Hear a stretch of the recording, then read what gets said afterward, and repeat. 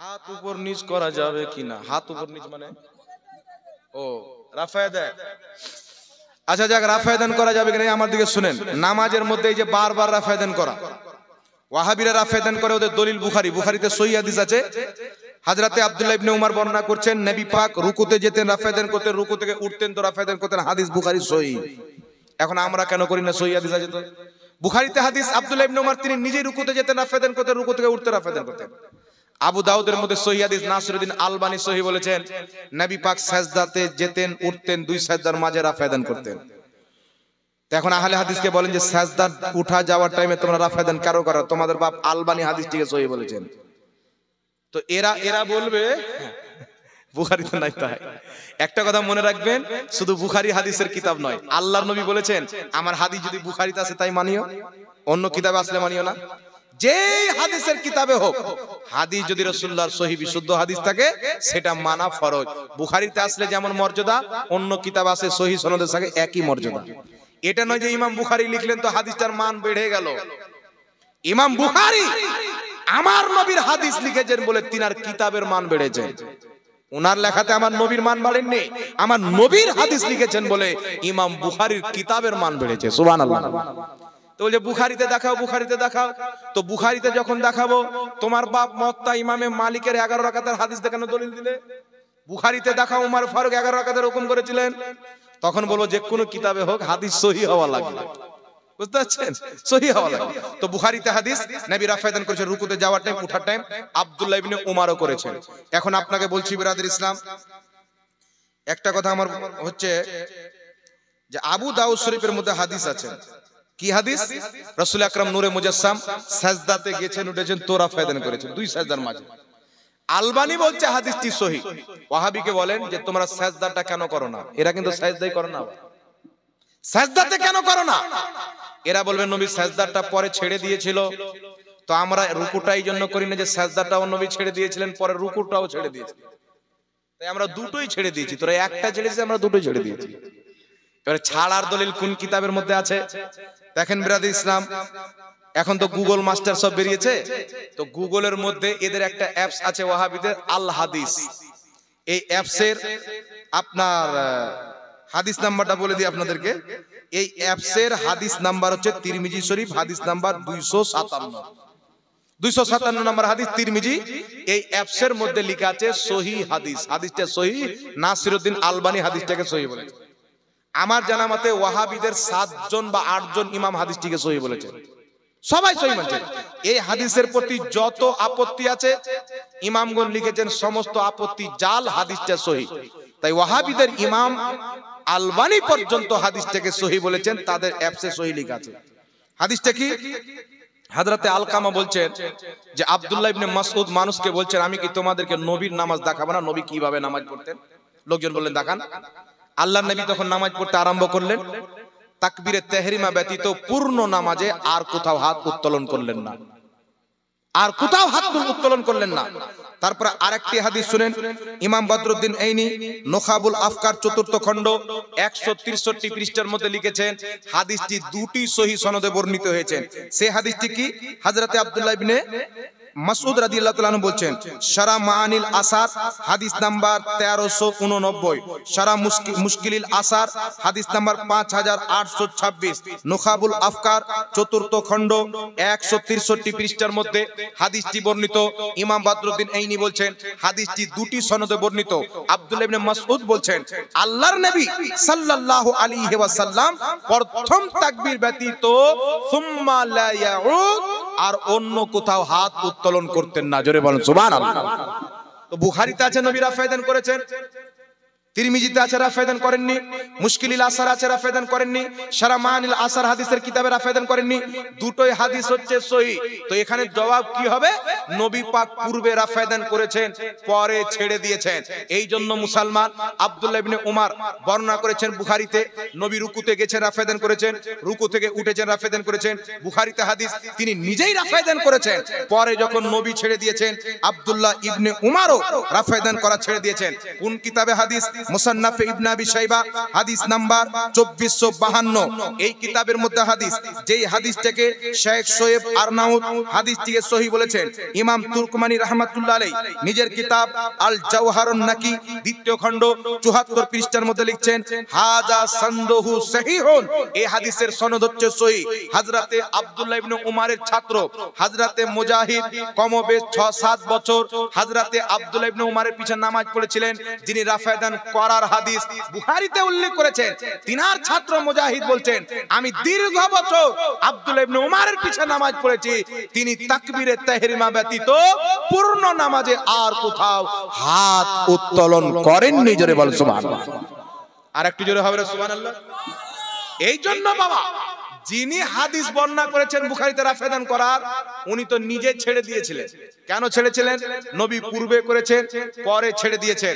পূর্বে যেটা করেছেন ওটাও নবীর আমল, কিন্তু পরে যেটা করেছেন এটাও নবীর আমল। উম্মতের জন্য বিশুদ্ধ সুন্নাত হচ্ছে যেটা নবী পরের জীবনে করেছেন, লাস্ট জীবনে, ওটাই উম্মতের জন্য কার্যকর। বলে সুবহানাল্লাহ। এই জন্য পৃথিবীর মুসলমান শুধু তাই নয়, ইমাম তিরমিজি রাহমাতুল্লাহ আলাইহি তিরমিজি শরীফের 257 নম্বর হাদিসটি উল্লেখ করে তার নিচে লিখতেছেন, কি লিখতেছেন?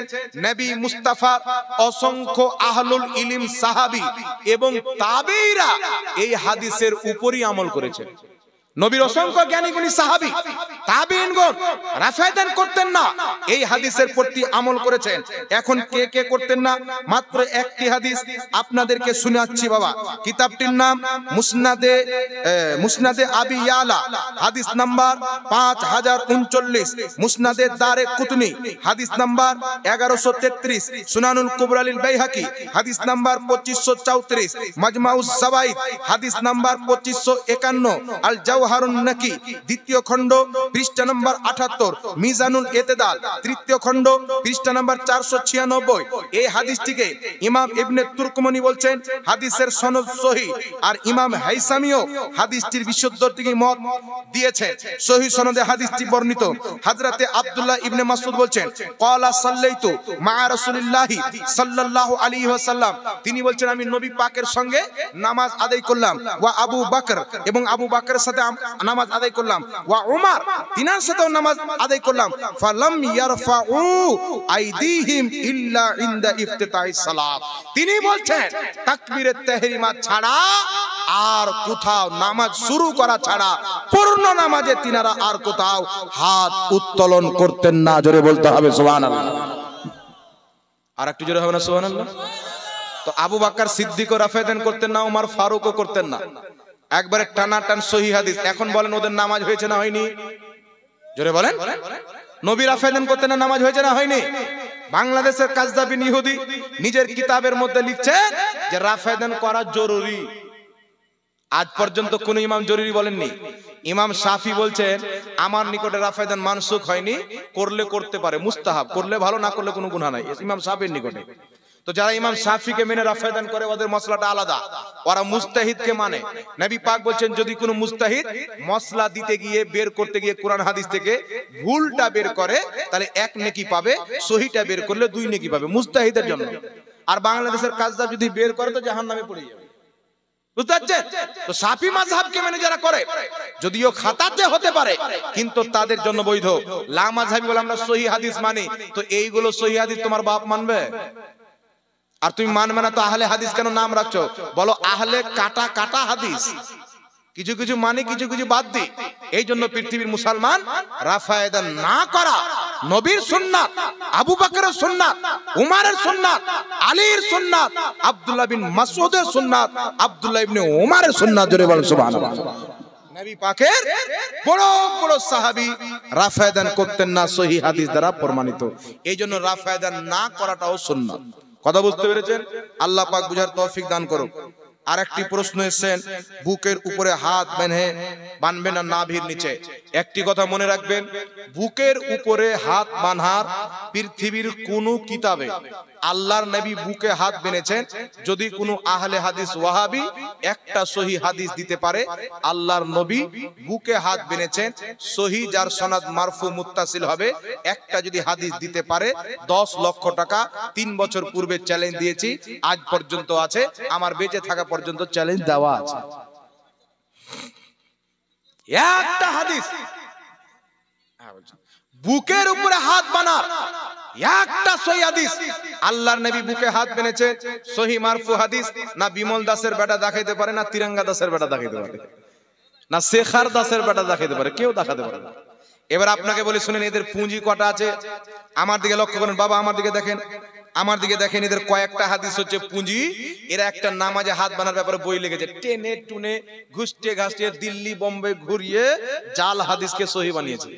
এবার ওটা কোনো দাজ্জাল কানা লোক পড়বে, সাধারণ পাবলিক তো পড়ে মনে করে বাপরে বুকে হাত বানা সহি হাদিস আছে, নাভির নিচে হাত বানা সহি হাদিস নাই। তবে নাভির নিচে হাত বানা বুখারী থেকে প্রমাণ আছে। কেমন করে প্রমাণ আছে? আহলে হাদিস সর্বপ্রথম দলিল দিচ্ছে বুখারীতে হাদিস, আল্লাহর নবী ডান হাত বাম হাতে রেখেছেন, হাদিসে জেরা শব্দ আছেন, জেরা শব্দ জেরা এত দূর থেকে এখানকে বলা হয়, ওরা বলছেন না এখান থেকে এখানকে জেরা বলা হয়, মেনে নিলাম এখান থেকে এখানকে জেরা বলা হয়, যদিও ইবনে হাজার আসকালানী এত দূরকে বুঝালছে, তো ইমামদেরও মানবে না, তো ওটাই মেনে নিলাম কিছুক্ষণের জন্য। এখান থেকে এখানকে জেরা বলা হয়, বুখারীতে হাদিস, আল্লাহর নবী জেরাতে জেরা রেখেছেন। এইভাবে যদি হাত রাখে অটোমেটিক বুকে চলে আসে, বুকে আসে। এখান থেকে হাত রাখেন আর চুপচাপ ছাড়েন তো কোথায় আসে দেখেন তো। 3 কুইন্টাল গরুর মাংসকে যখন চাড়বেন তখন বুকে আসবে, এমনি বুকে আসবে না। এখানে যদি রেখে দেন কোনোই মতে বুকে আসবে না। তো কত বড় গাধার বেটা গাধা বুখারীর হাদিসে বুকে হাত বানা প্রমাণ করছে, কত বড় চিটার, হাদিসের নামে চিটারি। খোদার কসম খেয়ে বলি, হাদিসের নামে যত জালিয়াতি আহলে হাদিস করেছে আজ পর্যন্ত কোনো ইহুদি খ্রিস্টান করতে পারেনি। দুনিয়ার যে কোনো আহলে হাদিস ওকে রেডি করেন, আমি প্রমাণ করব নাসিরউদ্দিন আলবানী নবীর অসংখ্য সহি হাদিসকে জাল, অসংখ্য জালকে সহি বলেছেন।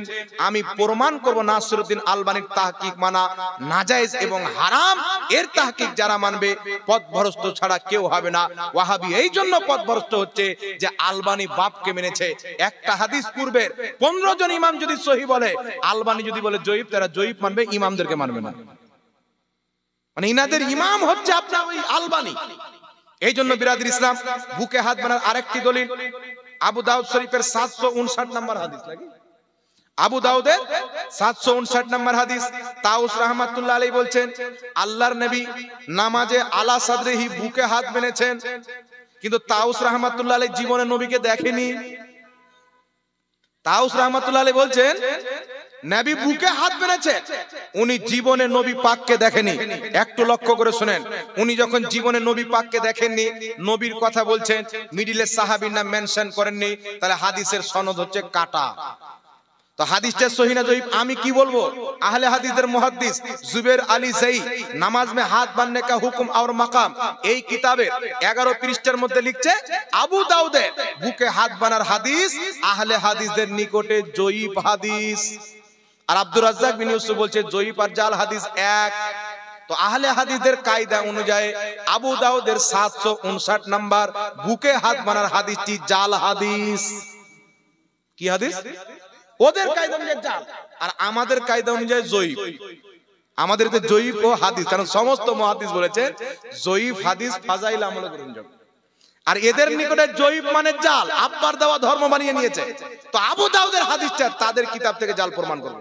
আমার গাড়িতে কিতাব রাখা আছে, বক্তব্য দেওয়ার পরে আসেন ব্রাদার রাহুল কিতাবটির বাংলা অনুবাদ করেছে, জুবের আলী জাই কিতাবটি লিখেছে, মুদাল্লিস রাবি আন শব্দ দ্বারা যখন হাদিস বর্ণনা করবে তার হুকুম কি হবে, সেই কিতাবের 12 নম্বর পৃষ্ঠার মধ্যে লিখছে মুরসাল, জাল, জয়ীফ সব একই ক্যাটাগরির হাদিস। তো আবু দাউদের হাদিসটা হচ্ছে মুরসাল, এদের নিকটে মুরসাল হচ্ছে জাল হাদিস। তো ওরই কিতাবে লেখা আছে আবু দাউদের বুকে হাত বানার হাদিসটা হলো জাল হাদিস।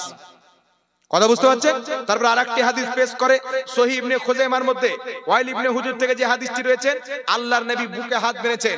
এই হাদিসকে আমি কি বলবো, ওই বাংলা কিতাব যেটি আমার কাছে আছে বিমল দাসের ব্যাটার লেখা মুদাল্লিস রাবির ব্যাপারে, সেই কিতাবের 12 নম্বর পৃষ্ঠার মধ্যে হাদিসটিকে জয়ীফ বলেছে।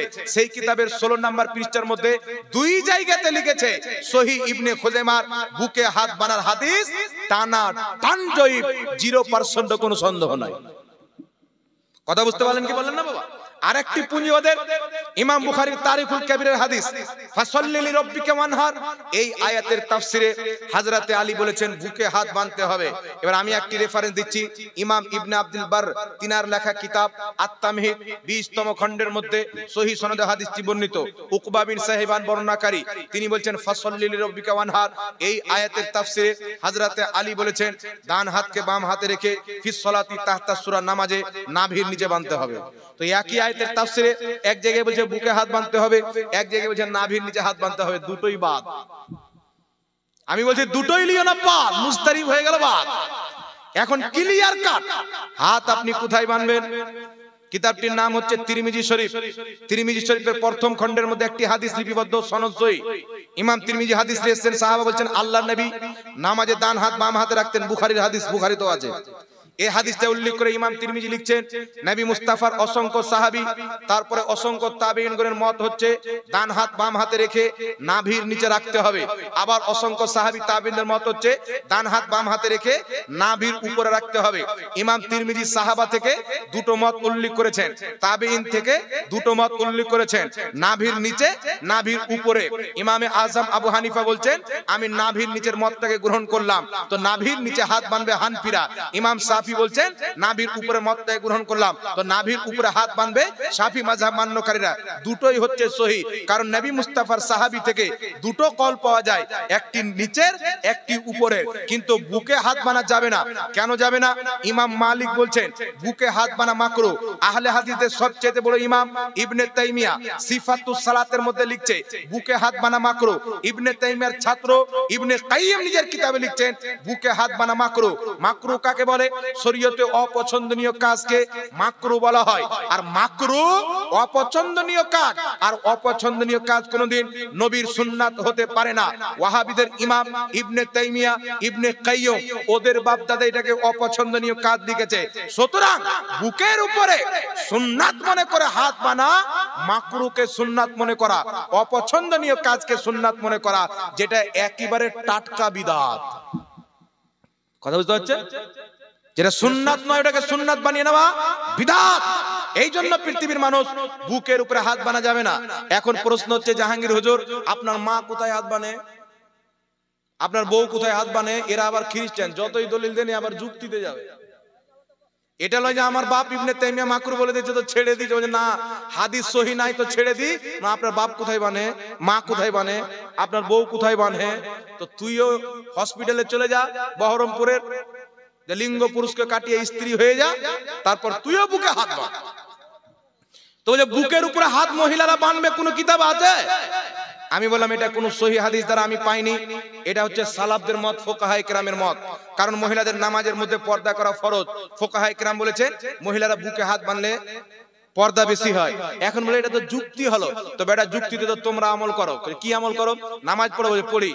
আমিন জোরে বল না আসতে বলে জোরে বলি, নবী জোরে বলেছেন। তোর মা আসতে বলে না জোরে? আমি বললাম তোমার মা আসতে মানে না জোরে? তোমাদের তো মা বোন সবাই মসজিদে যায়, বলছে আমার মা আসতে বলছে। তো আসতে কেন? নবী আসতে বলেছিলেন জোরে, সাহাবা গুম গুম করে মসজিদ ফাটিয়ে দিত।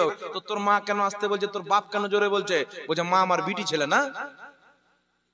তো তোর মা যেমন বিটি ছেলে তো আসতে আমিন বলবে, এখানে তফাৎ হলো ছেলে মানুষের মধ্যে। তো পুরুষ নাভির নিচে বাঁধবে, আমাদেরও মা বিটি ছেলে তাই বুকে বাঁধবে। কথা বুঝতে পেরেছেন বাবা?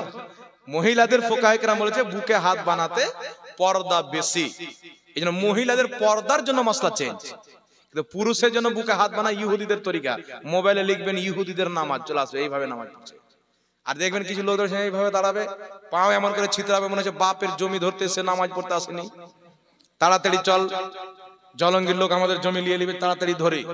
আবার বলছে পায়ে পাও চড়া, নবী বলছেন পায়ে পা মিলিয়ে ঘাড়ে ঘাড় মিলিয়ে দাঁড়াও। আর এ বেটারা অনুবাদ করছে পায়ে পা চড়াও। মিশকাত শরীফের মধ্যে হাদিস, আল্লাহর নবী বলছেন কাউকে যদি ভুল করে পাও লেগে যায় তাহলে ফাটাং করে সালাম দাও। ভুল করে পাও লাগলে সালাম দিলে শেষ। আর জেনে শুনে পাও লাগালে নাজায়েজ গুনাহে কবিরা। জেনে শুনে মানুষকে পাও দেওয়া হারাম তাওহীনের নিয়তে। তো নামাজের মধ্যে হারামটা আবার ইমাম কি করে হয়ে গেল? যেটা বাইরে হারাম ওটা নামাজের ভিতর আবার হালাল কি করে হয়ে গেল? আল্লাহর নবী বলেছেন পায়ে পা মিলাও, ঘাড়ে ঘাড় মিলাও। তো মিলার শব্দ, তুমি যখন পায়ে পা চড়া নিচ্ছ তো ঘাড়ে ঘাড়টা চড়াও। তাহলে একটা ওয়াহাবি নিচে পাও, একটা উপরে পাও, তারপরে ঘাড়ে ঘাড় চড়বে না, কি বলে? তো পায়ে পা মিলাও মানে একজন জলঙ্গিতে আর একজন যেন মালদাতে না থাকে, পাগুলো যেন বরাবর থাকে, ঘাড়ে ঘাড় ছাটিয়ে দাঁড়ান, কাতার সোজা করা উদ্দেশ্য। কারণ নবী বলেছেন যে কাতার টেঁড়া করে আল্লাহ তার অন্তরকে টেঁড়া করে দেয়। কথা বুঝছেন বাবা? আর এ বলছে পায়ে পা চড়া, বাপ থাকলেও চড়া, শ্বশুর থাকলেও চড়া, লজ্জা শরম কিছু নেই, বেহায়া। আর বলছে এটা আল্লাহর নামাজ পড়ছে, এটা তো শয়তানের নামাজ। আল্লাহ হেদায়েত দান করুক, সকলে পড়ুন আল্লাহুম্মা আমিন। লাস্ট একটি মাসলা আপনাকে বলে দিই, এই জন্য বুকের উপরে হাত বাঁধবেন না। সাহাবায়ে কেরাম বলেছেন নাভির নিচে হাত রাখার কথা, আমরা নাভির নিচে রাখি। যদি অসংখ্য সাহাবাকে ওয়াহাবি ভুল বলে তো আমাদেরকে বলো, আপত্তি নাই। আমাদের আকীদা আছে অসংখ্য সাহাবা কোনোদিন ভুল বলতে পারে। নবী বলেছেন আমার উম্মত কোনোদিন গুমরাহের প্রতি একত্রিত হবে না, যার প্রতি একত্রিত হয়ে যাবে সেটা কোনোদিন ভুল হবে না। 20 রাকাত তারাবি কোনোদিন ভুল হবে না। সাহাবা একত্রিত হয়েছেন নাভির নিচে হাত বানাতে, নবীর অনেক সাহাবা একত্রিত হয়েছেন, এটা কোনোদিন ভুল নয়, বরং নাভির নিচে হাত বানাটাই হচ্ছে সুন্নাত। এবার আমিন বলার কথাটা শুনে নেন। আমিন বলার মাসলা হচ্ছে, একটা লোক বলছেন যে সাহাবায়ে কেরাম বলছে আমরা এত জোরে আমিন বলতাম মসজিদ গুমগুম গুমগুম করতো। আচ্ছা বলেন বাবা, নবীর যুগে সাহাবীর যুগে কোনো পাক্কি মসজিদ ছিল না। আল্লাহর নবী বলেছেন লা তুযাখরিফুন নাহা, অতি শীঘ্রই তোমরা মসজিদকে এমন সাজাবে, পাক্কি করবে, রং ফং করবে, কামা যাখরাফাতুন ইয়াহুদ ওয়ান নাসারা, যেমন ইহুদি নাসারারা নিজের ইবাদত খানাকে, ইবাদতের ঘরকে সাজায়, তোমরা ওরকম করে সাজাবে। তো এটা তো পরবর্তীতে হলো। নবীর যুগে কেমন ঘর ছিল? পাথরকে মাটি দিয়ে সাটিয়ে সাটিয়ে দেওয়াল করতেন, উপরে খেজুরের ডানা পাতা গাছ গাছালি দিয়ে ছাদ করতেন। এইরকম মসজিদে কেউ যদি চিখড়ে আমিন বলে গুমগুম করবে, যে প্যান্টে পেশাব করে দিলেও গুমগুম হবে না। তাহলে যেই এইরকম টাইলস লাগা মসজিদ থাকতো তখন গুমগুম বলতো। এটা তো আকলের খেলা। এটা আসলো কোথায় থেকে? মুসান্নাফ ইবনে আবি শাইবার মধ্যে হাদিস, আর বুখারীতে ইমাম বুখারী অধ্যায়ের মধ্যে হাদিস নিয়েছেন, এর কোনো সনদ নাই। আর যে হাদিসের সনদ নাই ওয়াহাবিদের নিকটে ওটা গ্রহণযোগ্য নয়। যে সাহাবা তাবিন বলছে আমরা জোরে আমিন বলতাম মসজিদ গুমগুম করতো। আরেকটি হাদিস আছে মুসান্নাফ ইবনে আবি শাইবার মধ্যে, টানাটান জয়ীব, আমি কি জয়ীব বলবো, ওয়াহাবিদের জুবের আলী যেই জয়ীব বলে রেখেছে। আর ক্লিয়ার করে দিয়েছেন যে আব্দুল্লাহ জাহাঙ্গীর বাংলাদেশের, এ বলছে যে এমন জোরে আমিন বলতেন মসজিদ গুমগুম করতো, এই বিষয়ে কোনো সহিহ হাদিস নাই। আর অরিজিনালি কোনো সহিহ হাদিস নাই যে সাহাবার যুগে এত জোরে আমিন বলতেন মসজিদ গুমগুম করতেন, এই মর্মে কোনো সহিহ হাদিস নাই। তবে নবী থেকে দুই রকম আমল পাওয়া যায়। নবী জোরে আমিন বলেছেন, আস্তে আমিন বলেছেন। ওয়াইল ইবনে হুজুর সাহাবী, ইনার থেকে জোরে হাদিস বর্ণনা, জোরে আমিনের হাদিসও বর্ণিত আছে, আস্তে আমিনের হাদিসও বর্ণিত আছে। এইবার উনাকে জিজ্ঞাসা করেন ওয়াইল ইবনে হুজুরকে, আপনি বললেন নবী জোরে আমিন বলেছেন, আপনি বললেন নবী আস্তে আমিন বলেছেন, তাহলে আপনি বলেন আমরা কোনটা করব? তো হযরতে ওয়াইল ইবনে হুজুর কি বলছেন? কিতাবটির নাম আল কুনা ওয়াল আসমা, লেখকের নাম ইমাম দুলাবি, হাদিসের কিতাব। আজ থেকে প্রায় 1150 বছর পূর্বে লেখা কিতাব আল কুনা ওয়াল আসমা লি দুলাবি, হাদিস নাম্বার 1090। ওয়াইল ইবনে হুজুর বলছেন আল্লাহর নবী ওয়ালা দাল্লিন পাঠ করলেন, ফাকালা আমিন, তারপরে আমিন বললেন, রাফা বিহা সাউতাহু, নিজের আওয়াজকে উঁচু করলেন, মা আরাহু ইল্লা ইউআল্লিমুনা। হযরতে ওয়াইল ইবনে হুজুর বলছেন জোরে আমিন বললেন, এটা ছিল শিক্ষা দেওয়ার জন্য, অন্য কোনো কারণে ছিল না, মাত্র শিক্ষা দেওয়ার জন্য। তো যিনি জোরে আমিন হাদিস বর্ণনা করেছেন উনি বলছেন জোরে নবী আমিন বলেছেন, এটা শিক্ষা দেওয়ার জন্য। আর প্র্যাকটিক্যালি নবীর কি আমল ছিল?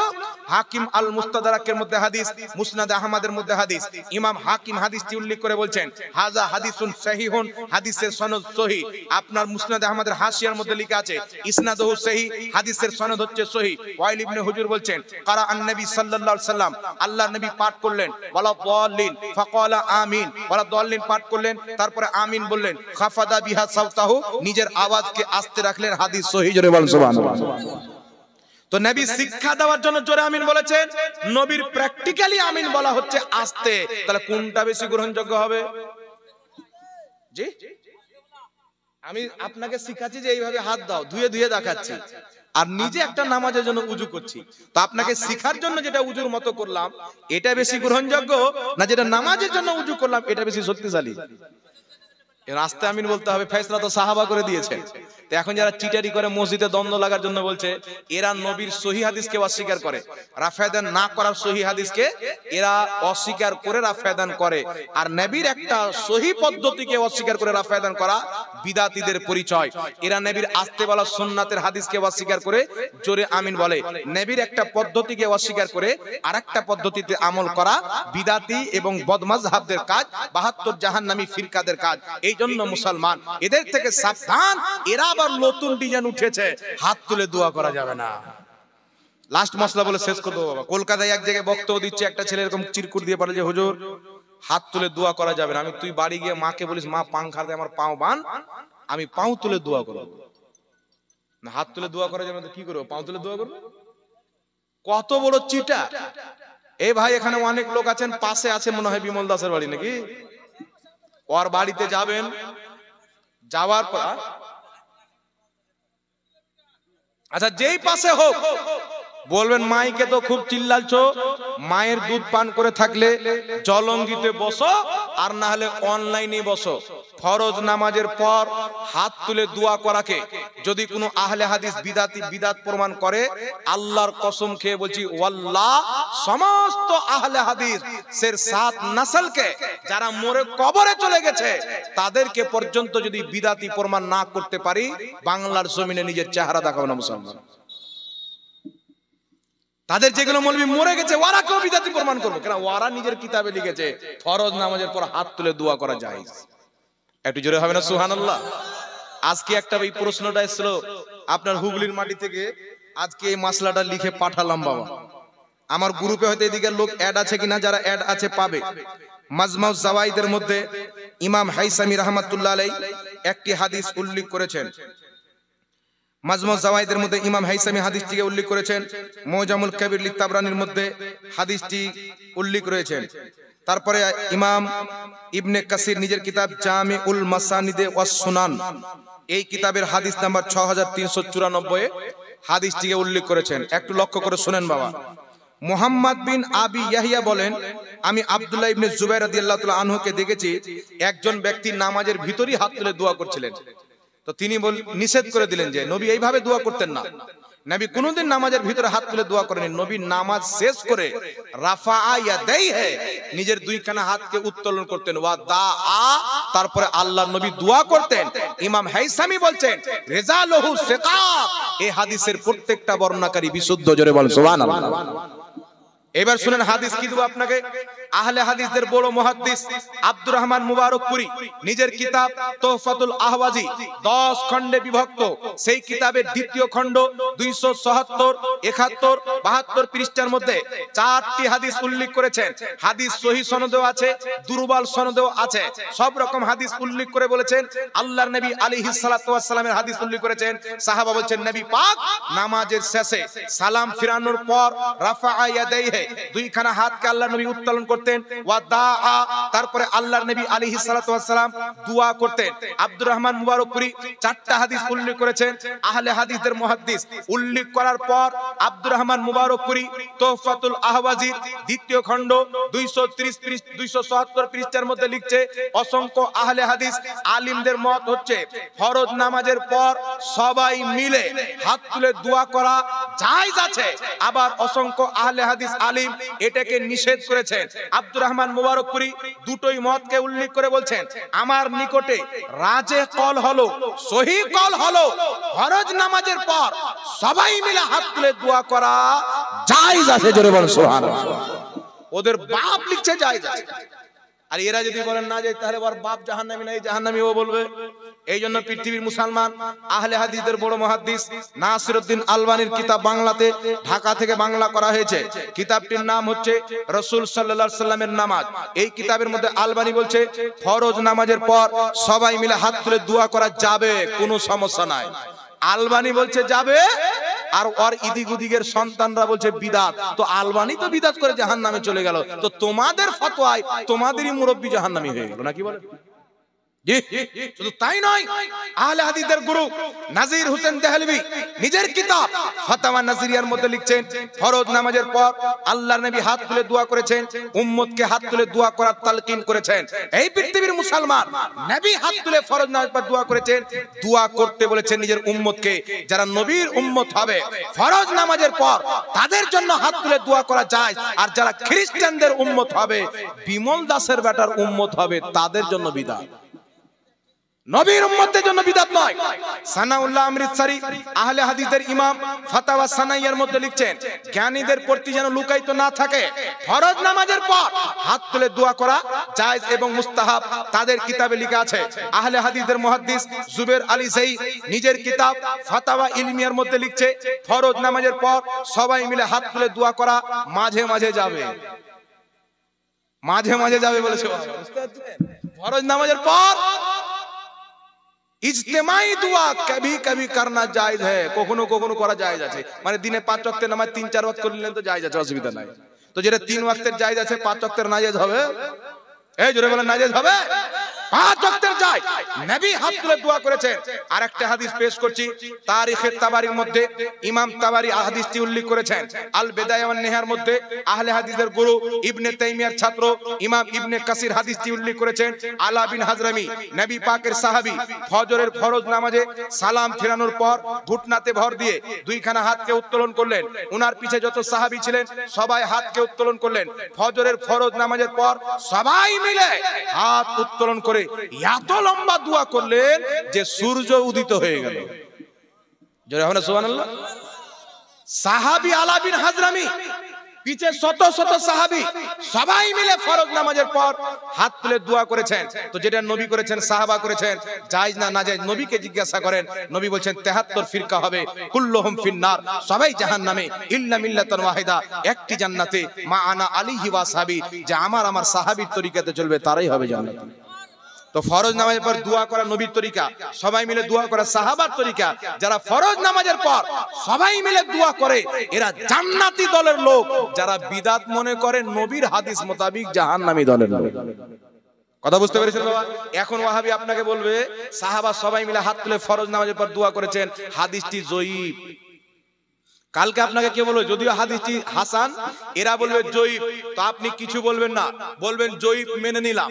আপনাদের গ্রামের ইমাম সাহেবের একটা বাড়ি আছে, বাড়ির উপরে টালি আছে, সিল পড়েছে, জায়গা জায়গা ফুটো হয়ে গেছে, বিশাল বৃষ্টি হচ্ছে, ইমাম সাহেব বসে আছেন, আব্বা মা স্ত্রী সবাই বসে আছেন, হালকা হালকা পানি পড়ছে, রাস্তা দিয়ে একটা লোক যাচ্ছে, পরনে গামছা বাদে কিছু নাই, নিচে যে একটা প্যান্ট পরে ওটাও নাই। এবারে দাঁড়িয়ে ইমাম সাহেব টিটকে, হ্যাঁ ইমাম সাহেবের বাড়ি দেখো, ফাটা পুরানো বাড়ি, বৃষ্টি পড়ছে। তো গ্রামে এই জন্য একটা মুরব্বী পাওয়া যাচ্ছে ইনার মতন। তো ইনাকে ধরে লোকটা বলছে, এই মোড়ল দেখেন দেখেন ইমাম সাহেবের বাড়ি দেখেন, ভাঙ্গা ফুটা বাড়ি, ইমাম সাহেবের পানি পড়ছে। তো মোড়ল বলছে, কানার বাটা, ইমাম সাহেব ভাঙ্গা ফুটা হলো তো একটা বাড়ি আছে, তোর নাম বাড়ি আছে, তোর তো পরনে কাপড়ই নেই, তুই তো ন্যাংটা দাঁড়িয়ে আছিস। তো ফরজ নামাজের পর দোয়া সবাই মিলে সাহাবা করেছেন। যদিও হাদিসটা জয়ীফ বলছে মেনে নিলাম, তো জয়ীফ হলেও তো করার পক্ষে আছে, করা যাবে না, তোর পক্ষে তো জাল হাদিস নাই, তুই তো ন্যাংটা খ্রিস্টানের ধর্ম নিয়ে দাঁড়িয়ে আছিস। আর সমস্ত মুহাদ্দিস একমত, হাদিস যদি জয়ীফ হয় তার উপরে আমল করা জায়েজ এবং মুস্তাহাব। আহলে হাদিসের গুরু नाजीर हुसैन दहलवी फतवा नजीर मध्य लिखছে হাদিস अगर ज़ईफ हो फिर भी जवाज और इस्तेहबाब के लिए काफी है। হাদিসের সনদ যদি জয়ীফ হয় তো কোনো আমলের জায়েজ এবং মুস্তাহাব হওয়ার জন্য যথেষ্ট। আহলে হাদিসদের গুরু ওবেইদুল্লাহ মুবারকপুরি মিরআত কিতাবের মধ্যে লিখছে জয়ীফ হাদিসে আমল করা জায়েজ। তারপরে চলে আসেন বিরাদর ইসলাম আরেকটি কিতাব ফাতাওয়া আহলে হাদিসের মধ্যে আব্দুল্লাহ রুপড়ি আহলে হাদিসদের মুহাদ্দিস লিখছে জয়ীফ হাদিস पर अमल करना दुरुस्त है, दो জয়ীফ হাদিসের প্রতি আমল করা সঠিক। ইমাম নববী রাহমাতুল্লাহ আলাইহি আল আজকার কিতাবের মধ্যে লিখছে সমস্ত মুহাদ্দিস একমত জয়ীফ হাদিসে আমল করা মুস্তাহাব। ইমাম ইবনে হাজার মক্কি ফাতাওয়া হাদিসিয়ার মধ্যে লিখছেন সমস্ত মুহাদ্দিস উলামা ফকি একমত হাদিস যদি জয়ীফ হয় মুরসাল হয় তার উপরে আমল করা মুস্তাহাব। এই জন্য পৃথিবীর মুসলমান হাদিসটাকে যদি জয়ীফ মেনে নি ফরজ নামাজের পর হাত তুলে দোয়া করা জায়েজ এবং মুস্তাহাব আমাদের দাবি প্রমাণ হয়ে যায়। কিন্তু ফরজ নামাজের পর দোয়া করাকে বিদআত পৃথিবীর কোনো মায়ের লাল প্রমাণ করতে পারবে না, কেউ পারবে না। এখন ওয়াহাবি বলে সাহাবা তো এক ওয়াক্তের করেছিলেন, আপনারা 5 ওয়াক্তের কেন করেন? গাধার বাটা সাহাবীর এক ওয়াক্তের করা 5 ওয়াক্ত জায়েজ। নবী একটা হজ করেছেন এক বছরই, 12 বছর প্রত্যেক বছর হজ করা যায়। তো সাহাবা নবী যেটা একবার করে নিলেন ওটা বারবার জায়েজ হয়ে গেল। আল্লাহর নবী বৃষ্টির জন্য মসজিদে সবাই মিলে একবার দোয়া করেছেন। আমাদের যদি প্রত্যেক বছর বৃষ্টি না হয় দোয়া করা যাবে কি যাবে না? জায়েজ, স্বাভাবিক ব্যাপার। আর তুমি যদি সেটা বলো তাহলে তারাবির নামাজ নবী কন্টিনিউ 1 মাস পড়েছেন, দেখাও তো দেখি। চেরাগ বন্ধ হয়ে যাবে। এইজন্য খবরদার মুসলমান, আহলে সুন্নাত ওয়াল জামাত, খাজা মঈনুদ্দিন চিশতির জামাত, এটাই হচ্ছে জান্নাতি পথ। এটার প্রতি আপনারা কায়েম থাকেন। কেউ প্রশ্নগুলো লিখিত আকারে দেন।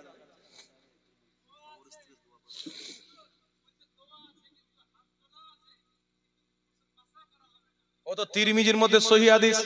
সাহাবা বলছেন আল্লাহর নবী যখন দোয়া করতেন, দোয়া শেষ করতেন মাসাহা আলা ওয়াজহিহি, নিজের দুইখানা হাতকে চেহারার উপরে মাসা করে নিতেন, এইভাবে ফিরিয়ে নিতেন। সহিহ হাদিস তিরমিজির মধ্যে আছে। এইগুলো আপনাকে গুমরা করা বাদে কিছু নাই, বুঝতে পারলেন? চেরাগ বন্ধ হয়ে যাবে যদি ফেস টু ফেস বসে দেন মুসলমান। দুয়ার শেষে চেহারাতে হাত বিলানো নবী মুস্তাফার সুন্নাত, তিরমিজিতে সহিহ হাদিস। সুবহানাল্লাহ। আল্লাহ পাক বুঝার তৌফিক দান করুক। কবরস্থানে দোয়া করা যাবে না নাকি?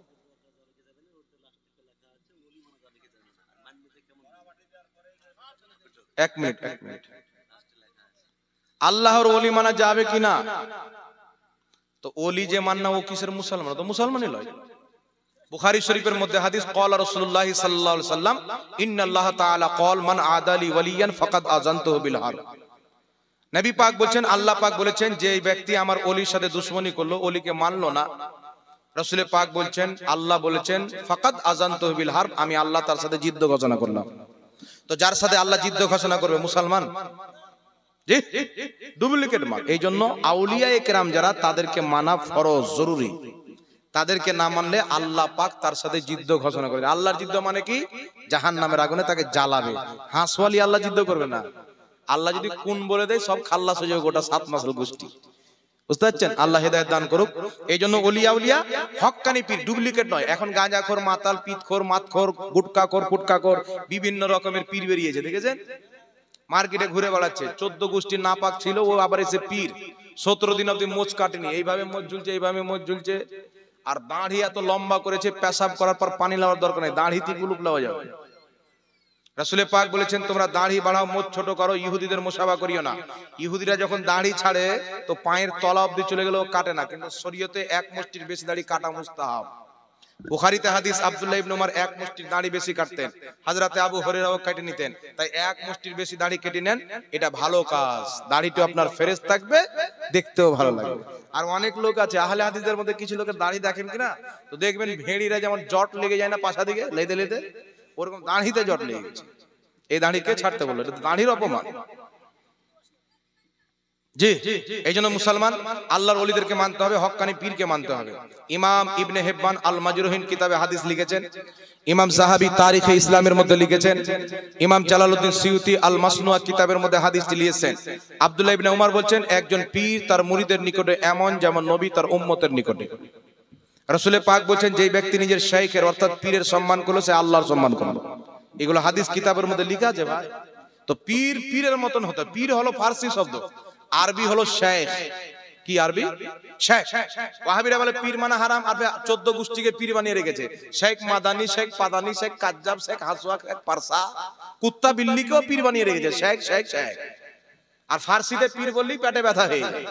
এর হক্কানি যারা পীর আসল, যে শরীয়ত বিরোধী কাজ করে না, মুরিদকে সাজদা করায় না, মাজারের নামে ব্যবসা করায় না। অনেক লোক দেখবেন ডুপ্লিকেট মাজার বানিয়ে রেখেছে। কিছু কিছু এলাকা যায় তো 3 ডাক পার হয়তো 17টা মাজার দেখতে পাওয়া যায়। ওখানে কেউ নাই, এমনি 2-4টা লোক বানিয়ে দিয়েছে আর উরুস করছে। উরুস, বুঝতে পারছেন? এই উরুস করছে, ওখানে লোক জমা হচ্ছে, বেটাদের পকেটে মেলা লাগিয়ে দিল হাই ফাই, 3 লাখ টাকা দিয়ে 10 দিন মেলা রাখ।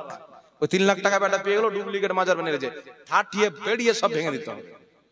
ডুপ্লিকেট মাজার ভাঙতে হবে, অরিজিনাল মাজার খাজা মঈনুদ্দিন চিশতির, নিজামউদ্দিন আউলিয়ার, যেগুলোতে অরিজিনালে আল্লাহর ওলি দাফন আছে, সেইগুলো জিয়ারত করা সুন্নাত। তাদের ওসিলা দোয়া দিয়ে দোয়া করা মুস্তাহাব, সুন্নাতে সাহাবা। মুসান্নাফ ইবনে আবি শাইবার মধ্যে সহিহ হাদিস, সাহাবায়ে কেরাম যখন কোথাও দোয়া কবুল হতো না, নবীর রওজাতে গিয়ে দোয়া করতেন। এবং হযরত আমির মুআবিয়ার কবরে গিয়ে দোয়া করতেন, ইমাম রেজালির কবরে দোয়া করতেন। ইমাম ইবনে হিব্বান আস-সিকাতের মধ্যে লিখে, যদি ওটা আমার বিষয় নয়। এই জন্য বিরাদর ইসলাম, যারা আল্লাহ পাকের নেক বান্দা ভালো পীর মুরিদকে শিক্ষা দেয়, শরীয়তে আমল করতে বলে, নামাজ পড়তে বলে, রোজা রাখতে বলে, হারাম থেকে বাঁচতে বলে।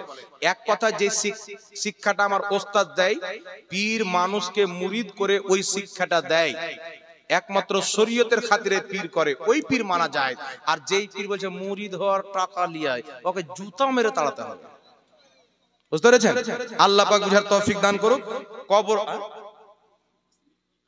কবরস্থানে দোয়া করা যাবে কি যাবে না? না, ও বলে লোকটিকে ভাগেন না, লাস্টে দেখছি দেখান। কবরস্থানে দোয়া করা যাবে কি যাবে না? আবু দাউদ শরীফের মধ্যে হাদিস, আল্লাহর নবী বলছেন ইদা ফারাগা মিন দাফিনিল মাইয়াতি ওয়াকাফাত আলাই ক্বালু ইস্তাগফিরু লি আখিকুম।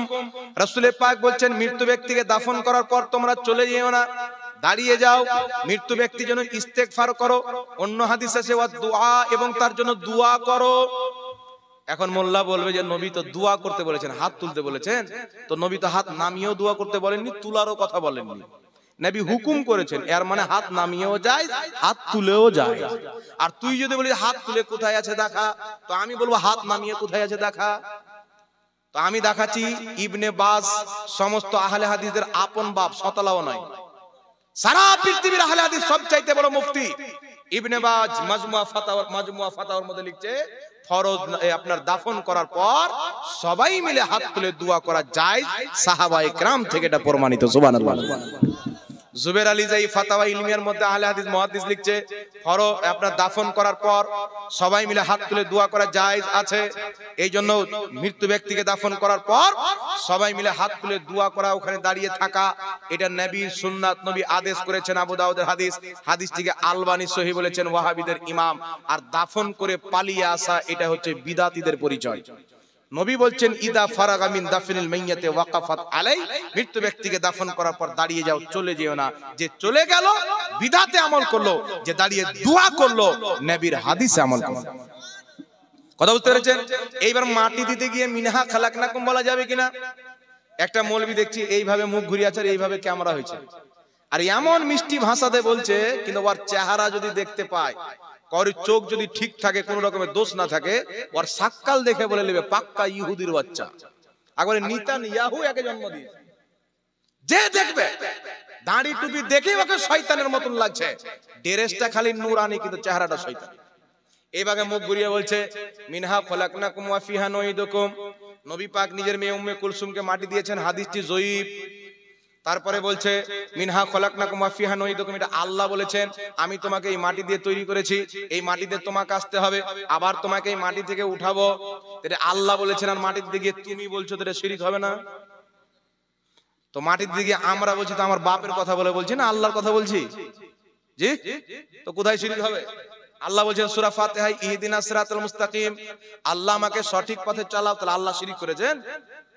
আল্লাহ এটা বলি আমাদেরকে শিখিয়ে দিয়েছেন যে তোমরা বলো। তো মিনহা খলাকনাকুম যে আমরা পাঠ করি, তো নিজের বাপের কথা বলে লয়, আল্লাহর কথা মনে করেই পাঠ করি। আর তুমি যদি বলে এটা মানুষের পাঠ করা যাবে না, তাহলে কোরআন থেকে হটিয়ে দাও। কারণ তালিবিন কোরআন পড়লে তো এটা পড়াতে হবে, হবে কি হবে না? ওই একটা বাদ দিয়ে পড়বে, তারাবি খতম করবে, তো এটা পড়াতে হবে। তো কত বড় সব সারা মূর্খ লোক, আল্লাহ পাক এদেরকে হেদায়েত দিবে না, এদের নসিবে হেদায়েত নাই। আল্লাহ তাবারক তাআলা মুনাফিককে হেদায়েত দেন না, মনে রাখবেন। মুশরিক হেদায়েত পায়, কাফির হেদায়েত পায়, মুনাফিক হেদায়েত পায় না। এরা আবার কি বলছে বাবা জানেন? এই তার যে শুনলেন বলতে বলতে, বালাগাল উলা বিকামালিহি কাশাফাত দুজা বিজামালিহি হাসানাত জামিউ খিসালিহি সাল্লু আলাইহি ওয়া আলিহি। বালাগাল উলা বিকামালিহি, উনি সকলের ঊর্ধ্বে চলে গেলেন, মর্যাদার ঊর্ধ্বে চলে গেলেন নিজের কামালে, মানে নিজের মানে নিজের এতি খুবিতে, বাংলাতে কি বলে, নিজের কামালে, নিজের পরিশ্রমে, নিজের খুবিতে। বুঝতে পারছেন? না না, উনি সকলের ঊর্ধ্বে চলে গেলেন নিজের কামালে। এরা বলছে উনি নিজের কামালে গিয়েছেন না, আল্লাহ ওনাকে নিয়ে গেছেন, তাহলে এটা বড় শিরক। আচ্ছা বলেন তো বাবা, আমি যদি বলি যে আমি বক্তা হয়েছি, তো কৌরের বানাতে হয়নি, নিজের মিহনতে বক্তা হয়েছে। অনেকে বললাম হুজুর আমাকে একটা জালসাতে নিয়ে যান, অনেকে বললাম হুজুর আমাকে জালসাতে নিয়ে যান, আমি আজ পর্যন্ত কাউকে বলিনি।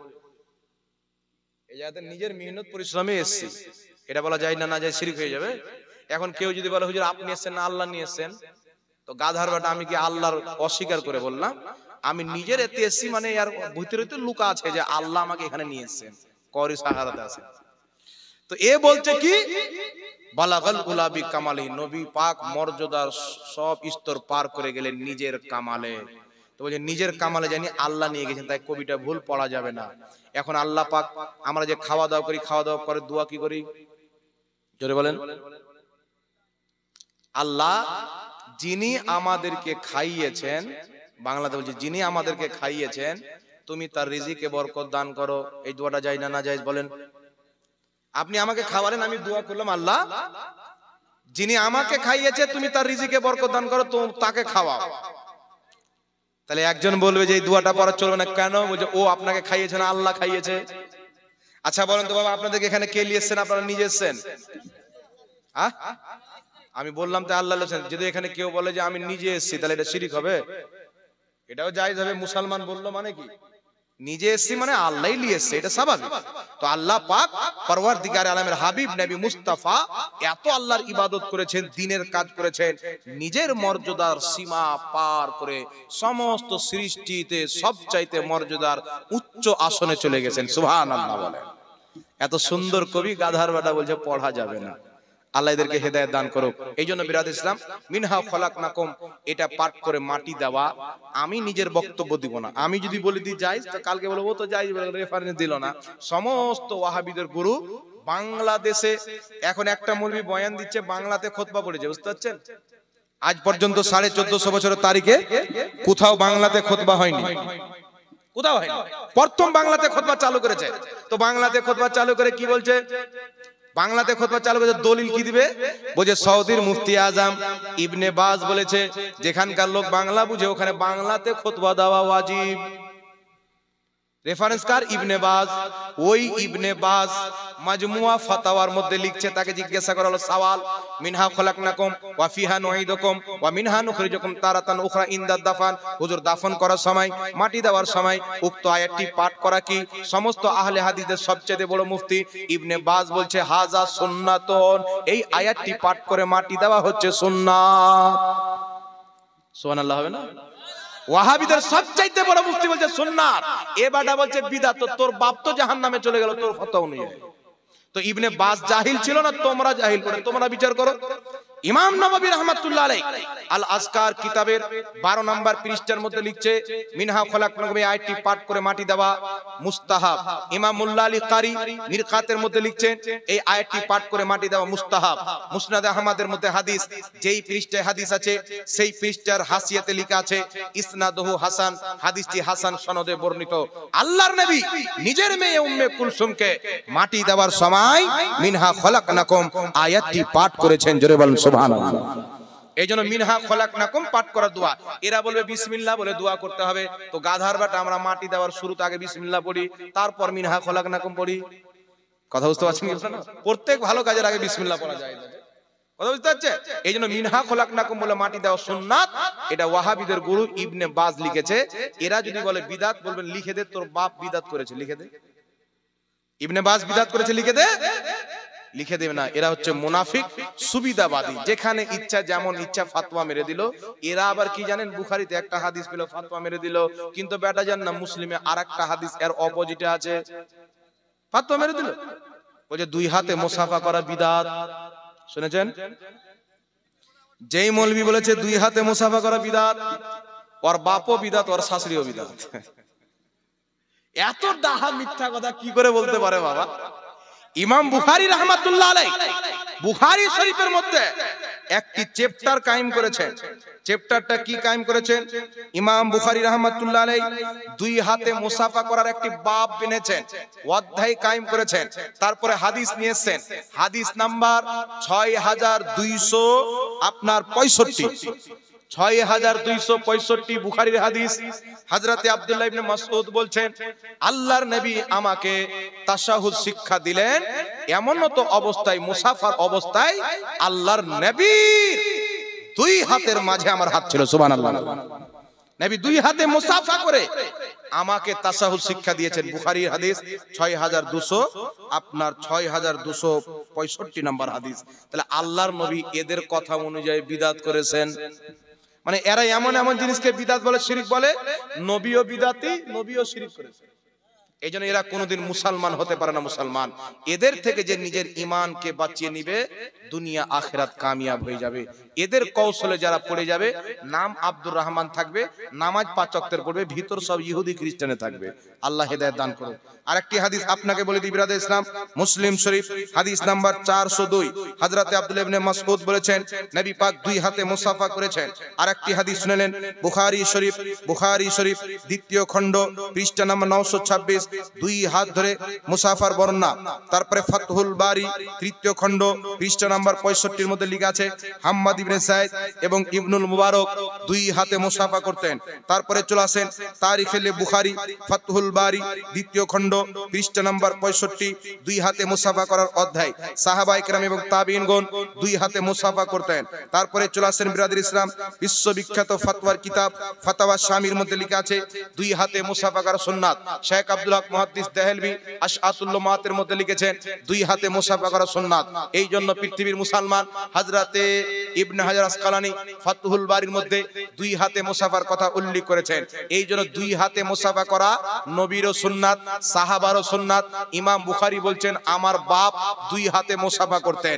এই জন্য 2 হাতে মুসাফা করাকে যেই কাটমুনসা দাড়ি ছেড়ে বিদাত বলে, এ দাড়ি টুপিওয়ালা মৌলবি নয়, এ হচ্ছে দাড়ি টুপিওয়ালা শয়তান। যেই কাজ সহিহ হাদিস বুখারী মুসলিম হাদিস দ্বারা প্রমাণিত, সেটাকে বিদাত বলা নিজের জাহান্নামের টিকিট কনফার্ম করা। এই জন্য ওয়াহাবি যেটাকে বিদাত বলে, খবরদার বিদাত মনে করবেন না। সহিহ হাদিসে থাকতে বিদাত বলে। বলেন না যে ইফতারির দোয়া যেটা পাঠ করি না আমরা, আল্লাহুম্মা লাকা সুমতু ওয়া বিকা আমালতু ওয়া তাআলা রিজকুকা ওয়া, এটা পাঠ করা বিদাত। অথচ আবু দাউদের মধ্যে সহিহ মুরসাল হাদিস রয়েছেন, নবী পাক এই দোয়াটি পাঠ করেছেন ইফতার করার পর, মানে ইফতার করলেন তারপর এই দোয়াটা পাঠ করতে হবে, আগে নয়। বিসমিল্লাহ বলে ইফতার করেন, তারপর দোয়াটি পাঠ করেন। নবী পাক এই দোয়াটি পাঠ করেছেন মুরসাল হাদিস। ইমাম মুল্লা আলী কারি মিরকাতের মধ্যে লিখছেন মুরসাল হাদিস জমহুর মুহাদ্দিসের নিকটে গ্রহণযোগ্য। শেখ ওসাইমিন আহলে হাদিসের মৌলভী এখনো জিন্দা আছে সৌদিয়ায়, উনি বলছেন এটা মুস্তাহাব। ওয়াহাবিদের গুরু যার নাম হচ্ছে আপনার শাওকানি বলছে এটা মুস্তাহাব। তো এই দোয়াটি পাঠ করা মুস্তাহাব, মুরসাল হাদিস দ্বারা প্রমাণিত। যারা বিদাত বলে এরা নিজেই হচ্ছে বিদাতি। কথা বুঝতে পারছেন না? এদের নাপাক ব্যভিচার ফতোয়া থেকে নিজের ঈমানকে বাঁচিয়ে রাখবেন। এরা ইসলাম মেনে ফতোয়া দেয় না, বাপ দাদার মতে ইসলামকে চালাতে চায়।